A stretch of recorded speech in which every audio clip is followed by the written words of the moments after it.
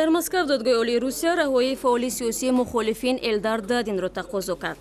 Дадин баъди иштирокаш дар эътирозҳои бидуни иҷозат аз озодӣ маҳрум шуда буд. ӯ ҷараёни муҳокимаро тавассути шабакаи интернет тамошо мекард ва Дадин аввалин шахсест ки баъди қабули қонуни маъни гирдиамоиҳои бидуни иҷозат дар Русия маҳкум шудааст. бидуни шубҳа ин пирӯзӣ аст ки ӯро аз зиндон раҳо карданд. мо дар марҳилаҳои пешини додгоҳи замоцкворецкӣ инро пешниҳод карда будем.